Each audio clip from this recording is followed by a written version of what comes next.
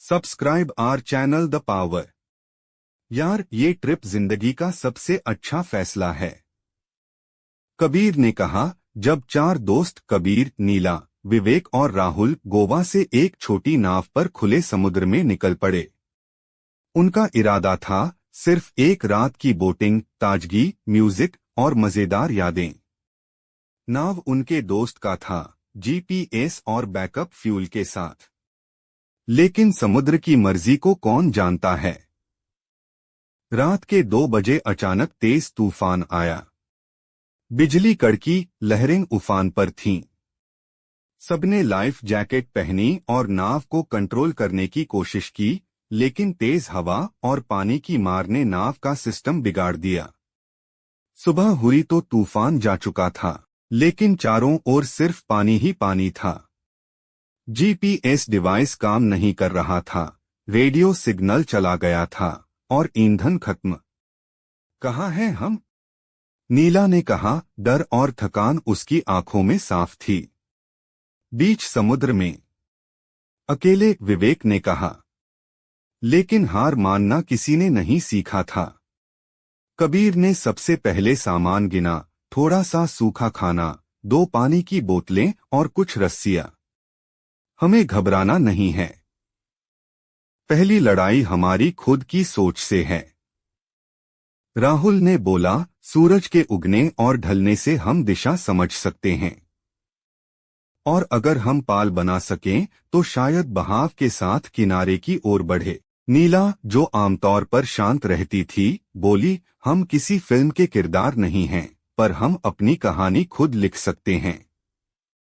उन्होंने काम बांट लिया। कबीर ने नाव पर कपड़ों और डंडों से एक अस्थायी पाल बनाया। राहुल ने खाली बोतलों को इकट्ठा करके एक एसओएस सिग्नल फ्लोट तैयार किया। नीला ने सभी को मोटिवेट करने के लिए कहानियां सुनाई और विवेक पानी को रेशन में बांटता रहा। दूसरे दिन सूरज की तपिश बढ़ गई। पानी की एक एक बूंद अमूल्य थी। कबीर ने कहा, अगर सूरज हमें जला रहा है तो वही हमारी उम्मीद भी है।